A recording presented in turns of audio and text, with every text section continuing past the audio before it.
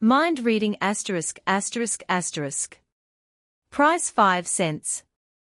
Mind reading. How to read people's thoughts. A correct explanation. By W. E. Skinner. Multum in Parvo Library. Entered at Boston Post Office as second-class matter.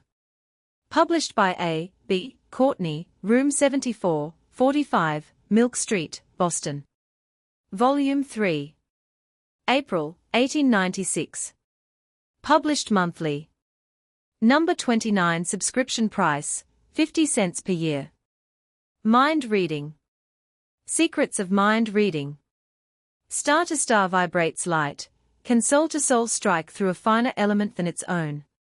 Many pages have been, and probably will be, devoted to lengthy essays on the art, science, and theory of so-called mind reading.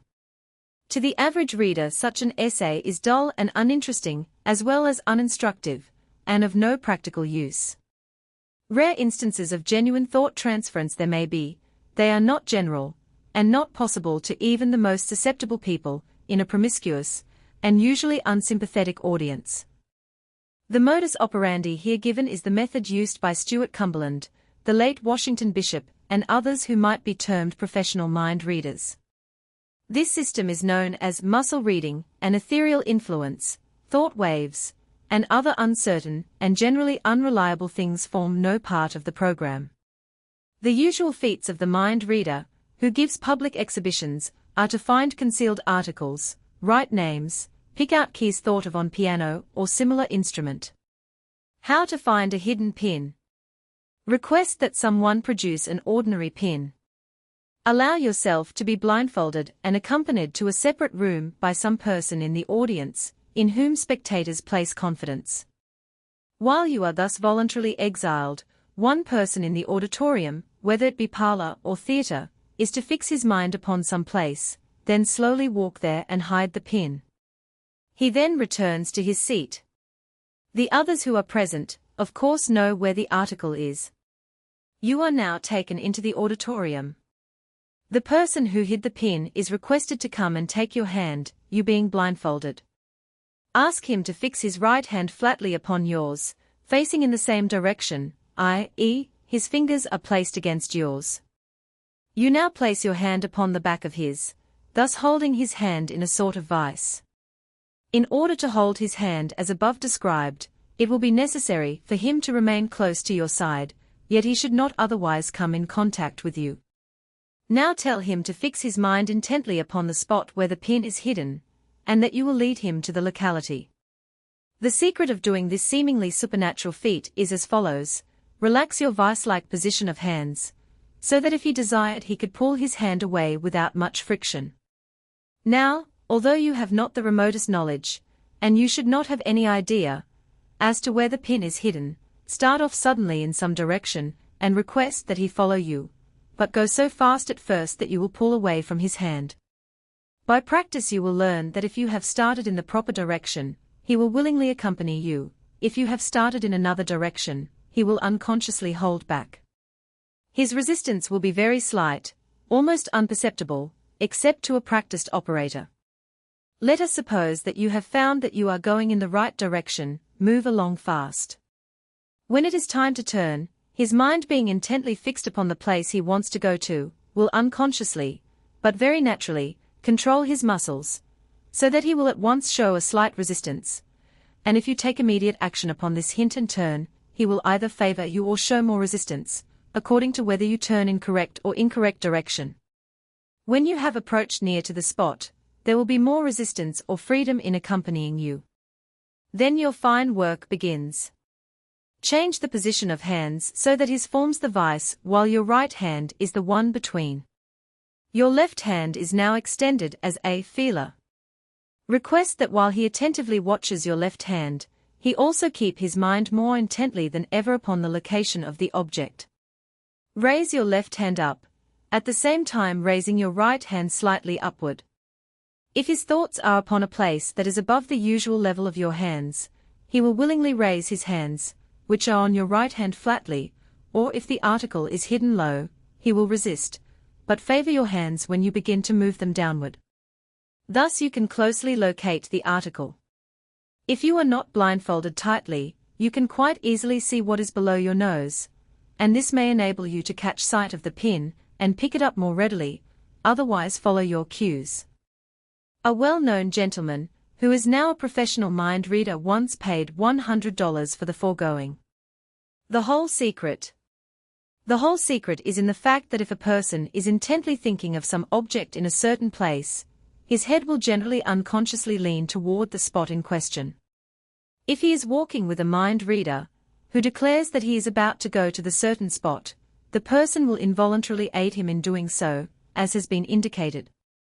Some performers do not adopt the first position of hands, and then change them when probably near the object, as described, but instead, use the last named position entirely, thus leaving the left hand of the operator free at all times.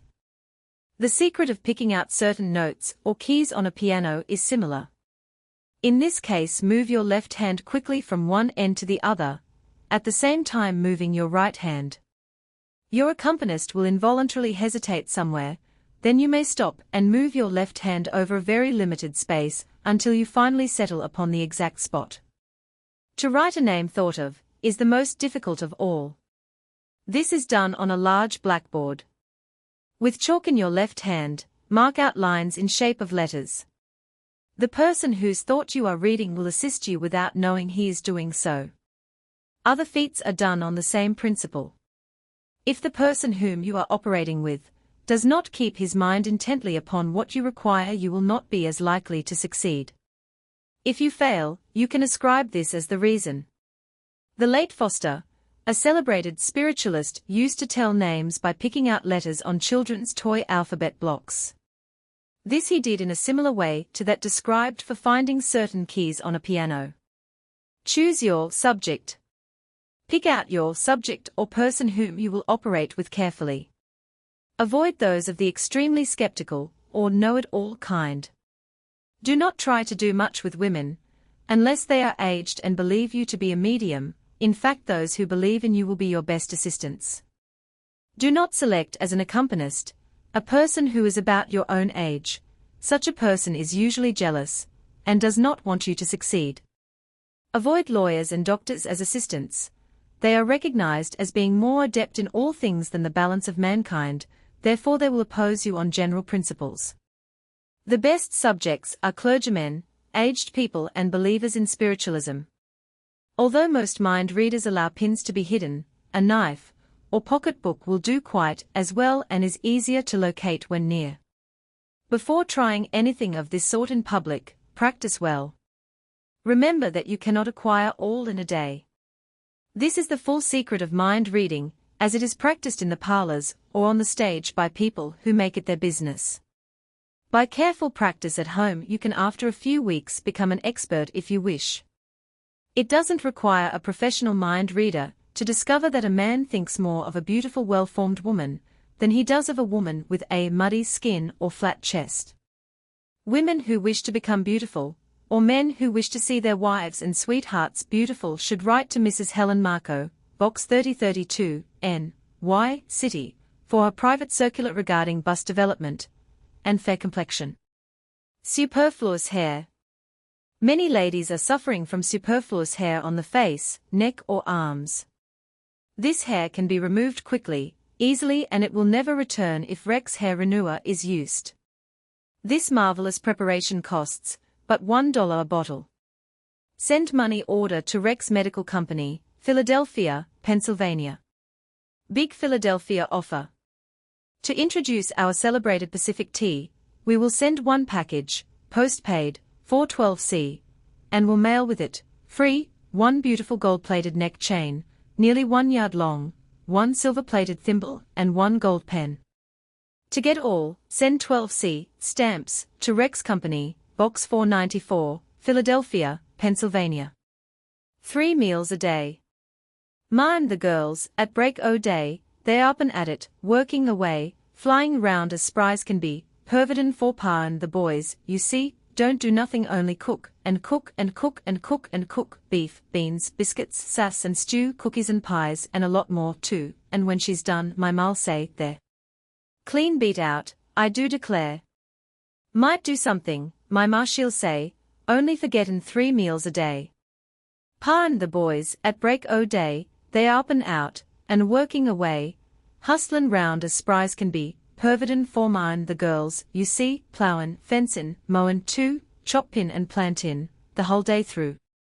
And then they'll just come home, and eat, and eat, and eat, and eat, and eat, and when he's through, my pa'll say, there. Feel like a new man, I declare. Couldn't do nothing, my pa he'll say, only for gettin' 3 meals a day. Human hair in warships. A fact that has recently come to light shows a new use to which human hair has been put. During the last year, or 2 tons of hair have been packed between the plates of a certain part of war vessels. Hair is very elastic, and thus affords a most effective backing to metal. Again, it is being used very satisfactorily to form a kind of fender, which is thrown over the side of a vessel to prevent her scraping against the dock, to take the place, in fact, of more commonly used rope coils. Don't miss this. Clip this out. We will send you a beautiful double diamond ring, 9 new books, 1 pretty handkerchief and catalogue, all postpaid in 1 bundle for 10 cents. Address W. S. Everett and Company, Lynn, Massachusetts. His glasses stolen off his nose. He is a well-known figure in Chicago, particularly among the old settlers. It was 4 o'clock and the daily afternoon stream of homegoers had set in. He had made his uneventful way from his editorial sanctum, as he does, with few exceptions, every day in the year, to the stairs on Congress Street, which lead to the trains on the Alley L Road. As is his wont, he was pursuing a wholly subjective train of thought as he jostled along with the tide of humanity, which was moving up the stairs to board a train. Suddenly, just as he was reaching the landing, his gold-bowed spectacles were swept off his nose and he found himself dazed and blinking, too much astonished for the moment to cry out, and quite unable to see anything distinctly. As soon as he fairly realized what had happened, he cried out, "I've been robbed. Officer! Where is an officer?"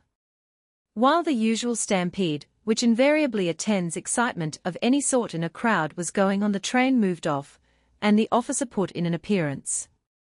By this time the editor, full of years and experience, who had of a truth had his property stolen before his very eyes, had reflected that probably his spectacles were already in a pawn shop, and also that he did not care to see his name in print in connection with the incident.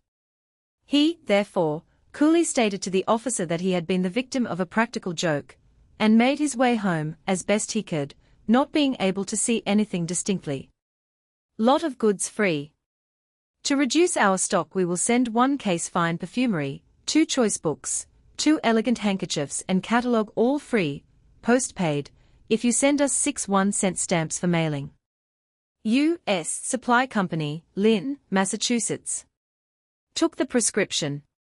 A bachelor had the blues, and applied to a doctor for some medicine.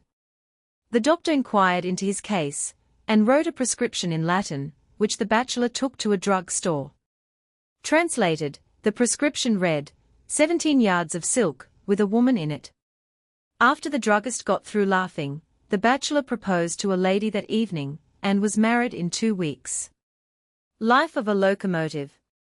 Some careful experiments, which have been made in England, prove that the life of a locomotive is about 500,000 train miles. In other words, that a locomotive of the latest improved pattern will run 500,000 miles before wearing out so as to be useless.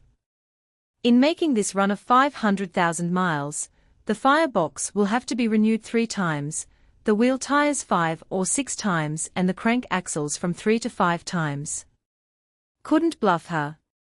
I was at the railroad offices to see the manager, and while I waited for him, a little old woman in a poke bonnet and a homespun dress, and carrying a long used umbrella in her hand, came upstairs, and after looking around she walked up to me and said, "Waiting to see the boss, I reckon?"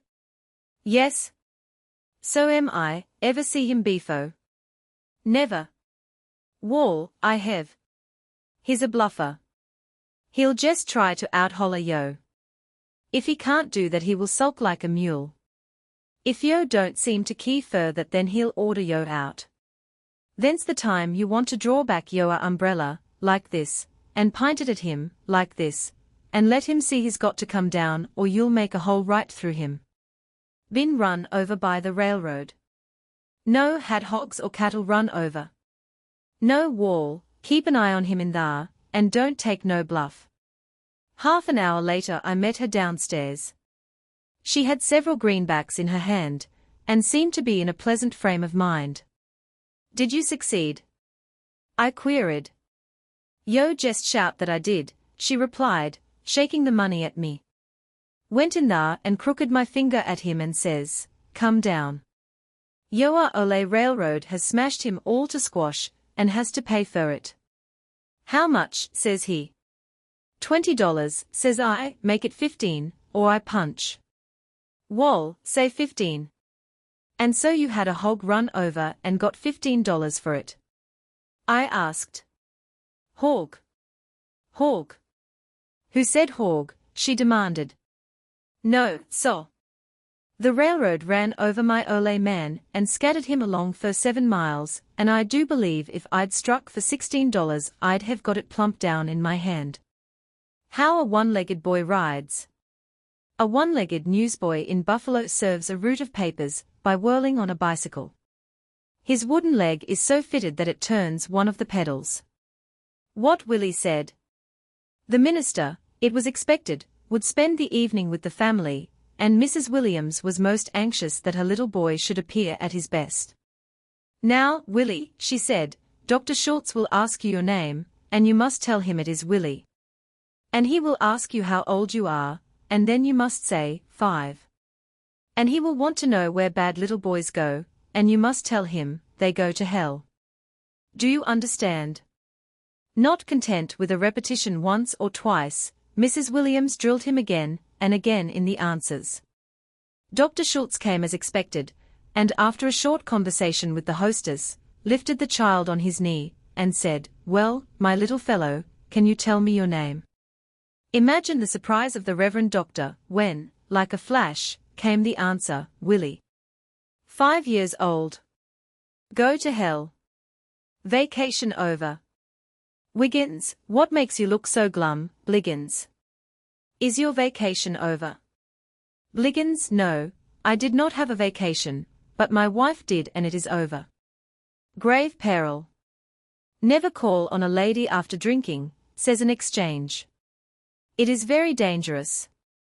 Many a young man has become engaged that way. English as she is spoke. An intelligent foreigner is said to have expressed himself after the following fashion on the absurdities of the English language. When I discovered that if I was quick I was fast, if I stood firm I was fast, if I spent too freely I was fast, and that not to eat was to fast, I was discouraged.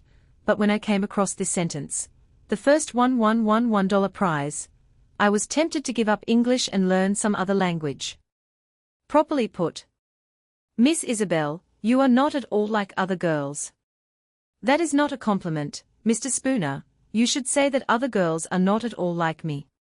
Insulted. Mabel is dreadfully vexed. What is the matter? Somebody asked her to read a paper at an old settlers' meeting. Transcriber's note, punctuation has been made consistent. Asterisk asterisk asterisk end of the Project Gutenberg ebook Mind Reading asterisk asterisk asterisk updated editions will replace the previous one, the old editions will be renamed. Creating the works from print editions not protected by U.S. copyright law means that no one owns a United States copyright in these works. So the Foundation, and you, can copy and distribute it in the United States without permission, and without paying copyright royalties. Special rules, set forth in the general terms of use part of this license, apply to copying and distributing Project Gutenberg electronic works, to protect the Project Gutenberg concept and trademark. Project Gutenberg is a registered trademark, and may not be used if you charge for an ebook, except by following the terms of the trademark license, including paying royalties for use of the Project Gutenberg trademark. If you do not charge anything for copies of this ebook, complying with the trademark license is very easy. You may use this ebook for nearly any purpose such as creation of derivative works, reports, performances, and research. Project Gutenberg ebooks may be modified and printed and given away. You may do practically anything in the United States with ebooks not protected by U.S. copyright law. Redistribution is subject to the trademark license, especially commercial redistribution. Start. Full license. The full Project Gutenberg license. Please read this before you distribute or use this work to protect the Project Gutenberg mission of promoting the free distribution of electronic works. By using or distributing this work, or any other work associated in any way with the phrase Project Gutenberg, you agree to comply with all the terms of the full Project Gutenberg license available with this file, or online at www.gutenberg.org/license. Section 1. General Terms of Use and Redistributing Project Gutenberg Electronic Works 1.a. By reading or using any part of this Project Gutenberg electronic work, you indicate that you have read, understand, agree to and accept all the terms of this license and intellectual property, trademark or copyright agreement. If you do not agree to abide by all the terms of this agreement, you must cease using and return or destroy all copies of Project Gutenberg electronic works in your possession. If you paid a fee for obtaining a copy of or access to a Project Gutenberg electronic work, and you do not agree to be bound by the terms of this agreement, you may obtain a refund from the person or entity to whom you paid the fee as set forth in paragraph 1.e.8.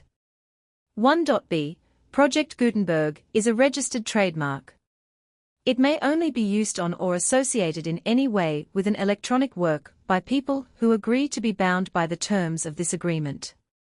There are a few things that you can do with most Project Gutenberg electronic works even without complying with the full terms of this agreement. See paragraph 1.c below. There are a lot of things you can do with Project Gutenberg electronic works if you follow the terms of this agreement and help preserve free future access to Project Gutenberg electronic works. See paragraph 1.e below. 1.c. The Project Gutenberg Literary Archive Foundation, the Foundation, or PGLAF, owns a compilation copyright in the collection of Project Gutenberg electronic works. Nearly all the individual works in the collection are in the public domain in the United States. If an individual work is unprotected by copyright law in the United States, and you are located in the United States, we do not claim a right to prevent you from copying, distributing, performing, displaying or creating derivative works based on the work as long as all references to Project Gutenberg are removed. Of course, we hope that you will support the Project Gutenberg mission of promoting free access to electronic works by freely sharing Project Gutenberg works in compliance with the terms of this agreement for keeping the Project Gutenberg name associated with the work. You can easily comply with the terms of this agreement by keeping this work in the same format with its attached full Project Gutenberg license when you share it without charge with others. 1.d. The copyright laws of the place where you are located also govern what you can do with this work. Copyright laws in most countries are in a constant state of change. If you are outside the United States, check the laws of your country in addition to the terms of this agreement before downloading, copying, displaying, performing, distributing, or creating derivative works based on this work, or any other Project Gutenberg work. The Foundation makes no representations concerning the copyright status of any work in any country other than the United States. 1.e. Unless you have removed all references to Project Gutenberg, 1.e.1. The following sentence, with active links to, or other immediate access to, the full Project Gutenberg license must appear prominently whenever any copy of a Project Gutenberg work, any work on which the phrase Project Gutenberg appears, or with which the phrase Project Gutenberg is associated, is accessed, displayed, performed, viewed, copied or distributed. This ebook is for the use of anyone anywhere in the United States and most other parts of the world at no cost and with almost no restrictions whatsoever. You may copy it, give it away, or reuse it under the terms of the Project Gutenberg license included with this ebook, or online at www.gutenberg.org. If you are not located in the United States, You will have to check the laws of the country where you are located before using this ebook. 1.E.2. If an individual Project Gutenberg electronic work is derived from texts not protected by U.S. copyright law, does not contain a notice indicating that it is posted with permission of the copyright holder, the work can be copied and distributed to anyone in the United States without paying any fees or charges.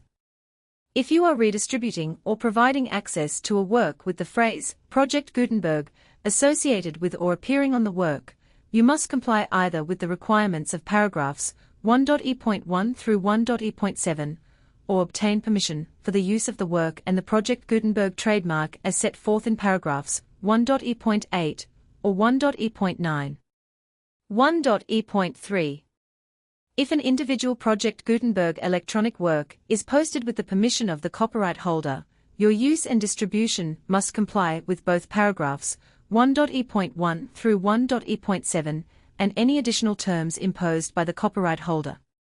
Additional terms will be linked to the Project Gutenberg license for all works posted with the permission of the copyright holder found at the beginning of this work.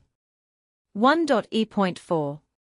Do not unlink or detach or remove the full Project Gutenberg license terms from this work, or any files containing a part of this work, or any other work associated with Project Gutenberg. 1.E.5. Do not copy, display, perform, distribute or redistribute this electronic work, or any part of this electronic work, without prominently displaying the sentence set forth in paragraph 1.E.1 with active links, or immediate access to the full terms of the Project Gutenberg license.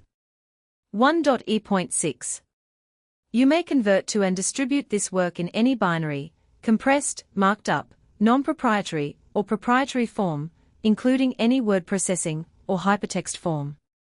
However, if you provide access to or distribute copies of a Project Gutenberg work in a format other than plain vanilla ASCII, or other format used in the official version posted on the official Project Gutenberg website at www.gutenberg.org, you must, at no additional cost, fee or expense to the user, provide a copy, a means of exporting a copy, or a means of obtaining a copy upon request, of the work in its original plain vanilla ASCII, or other form.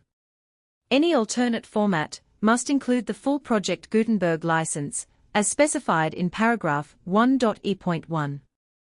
1.E.7. Do not charge a fee for access to, viewing, displaying, performing, copying or distributing any Project Gutenberg works unless you comply with paragraph 1.E.8 or 1.E.9. 1.E.8. You may charge a reasonable fee for copies of or providing access to or distributing Project Gutenberg electronic works provided that you pay a royalty fee of 20% of the gross profits you derive from the use of Project Gutenberg works calculated using the method you already use to calculate your applicable taxes. The fee is owed to the owner of the Project Gutenberg trademark, but he has agreed to donate royalties under this paragraph to the Project Gutenberg Literary Archive Foundation. Royalty payments must be paid within 60 days following each date on which you prepare, or are legally required to prepare, your periodic tax returns. Royalty payments should be clearly marked as such and sent to the Project Gutenberg Literary Archive Foundation at the address specified in Section 4, Information about Donations to the Project Gutenberg Literary Archive Foundation.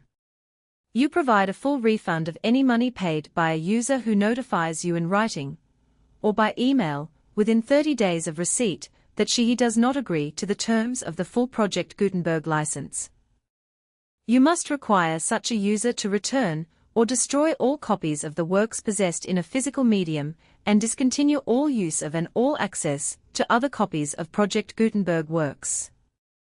You provide, in accordance with paragraph 1.F.3, a full refund of any money paid for a work or a replacement copy, if a defect in the electronic work is discovered and reported to you within 90 days of receipt of the work. You comply with all other terms of this agreement for free distribution of Project Gutenberg works. 1.E.9. If you wish to charge a fee or distribute a Project Gutenberg electronic work or group of works on different terms than are set forth in this agreement, you must obtain permission in writing from the Project Gutenberg Literary Archive Foundation, the manager of the Project Gutenberg trademark. Contact the Foundation as set forth in Section 3 below. 1.f. 1.f.1. Project Gutenberg volunteers and employees expend considerable effort to identify, do copyright research on, transcribe, and proofread works not protected by U.S. copyright law in creating the Project Gutenberg collection.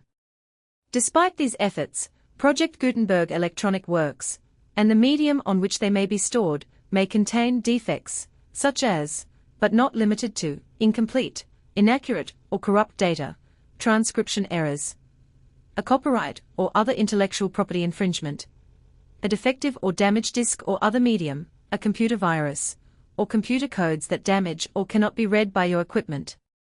1.f.2. Limited warranty, disclaimer of damages except for the right of replacement or refund described in paragraph 1.f.3. The Project Gutenberg Literary Archive Foundation, the owner of the Project Gutenberg trademark, and any other party distributing a Project Gutenberg electronic work under this agreement, disclaim all liability to you for damages, costs and expenses, including legal fees.